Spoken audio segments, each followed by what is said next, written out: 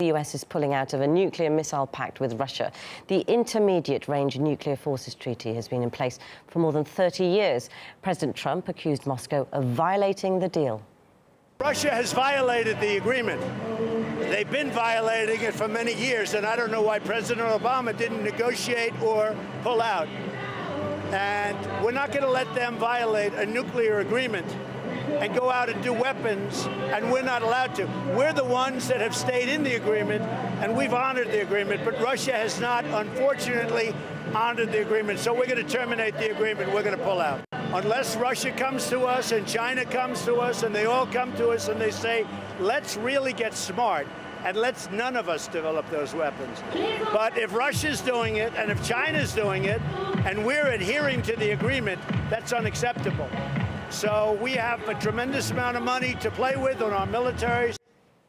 The treaty has been in force since 1987. Under the pact, Russia and the US required to eliminate nuclear missiles with a range of 1,000 to 5,500 kilometers. But the deal does not include sea-launched missiles. It was seen as a key milestone in ending the Cold War. Russia has repeatedly said it will keep observing the INF Treaty as long as the US does. However, Russian President Vladimir Putin said last year that if Washington were to renounce its obligations, Moscow would do the same. If our American partners exit the agreement, we will give an immediate and reciprocal response. We have complied with the agreement, and we will continue to do so as long as our partners do the same. We're joined now by Michael Malouf, former Pentagon security official. Thanks, Michael, for coming onto the programme. Now, the INF Treaty, it was an important step, wasn't it, in ending the Cold War arms race. And now, after more than 30 years, the US is pulling out. How significant is this? Well, I think it's significant in that, for a number of reasons. Number one, it has held the peace, if you will, and particularly between Russia and the United States and Europe, in fact, for that length of time. I think that there's more ulterior motives attached to all this. If you listened closely, there has never been mentioned what the violations have been, alleged violations have been by Moscow. Number two, there's only been one meeting between the United States and Russia since for over a number of years, in fact, and never once has there been any talk of sitting down and discussing alleged violations and trying to recommit to adherence on both sides. But number three, there's something more significant to this. The United States, and Trump just raised that in his comments, the United States would rather pull out because of China. Right now, it cannot develop new intermediate-range missiles to confront China, even though China is not a signatory to that agreement. So this is adding a whole new ball of wax. And even though China was not a signatory to that agreement, the United States feels that it's now at a disadvantage in the development of intermediate-range missiles. And I would add one last caveat to all this. It was John Bolton, his national security advisor, who really pushed Trump to this decision.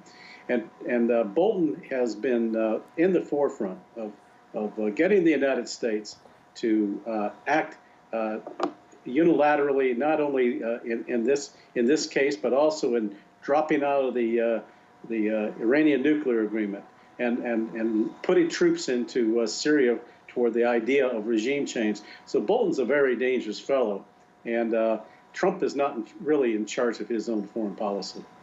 I mean, if we look at the finger-pointing that's going on, Michael, Trump saying Russia's been violating the treaty, and Moscow has repeatedly accused the US of failing to meet its obligations. But do we know who is really to blame? And like you mentioned before, we don't know what those violations are meant to be, do we? No, and if they were really serious about trying to correct a problem, if in fact there was one, they would have sat down and talked. But Bolton does not want to deal with Russia, even though he's going to be going to Moscow, I believe, next week, and he's going to inform Foreign Minister Lavrov that the U.S. is pulling out. Now, Is this a basis for them now to negotiate a better deal, as Trump always calls for? That's a possibility. But I think the overriding concern right now is China, and because China is not a signatory to that arrangement. Yeah, I mean, we saw that, didn't we, in the clip of Donald Trump speaking, talking about that new deal that you've mentioned as well. Yes. How likely is it that that new deal will indeed be negotiated between Russia, between China, between the US? Well, let's see what happens as a result of the meetings. I don't think it's a 6-month notice, so anything can happen. There's going to be a meeting of Trump with Putin at the G20 within the next month.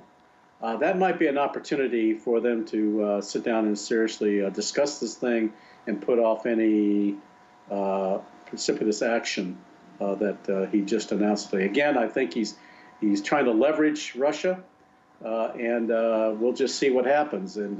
But there is 6 months. It has to be it is a 6-month notice, and if he lays it down formally if Bolton then lays that down formally when he goes to Moscow, that's when the clock begins. As you've mentioned, Michael, pulling out of treaties seems to be an ongoing theme for Trump.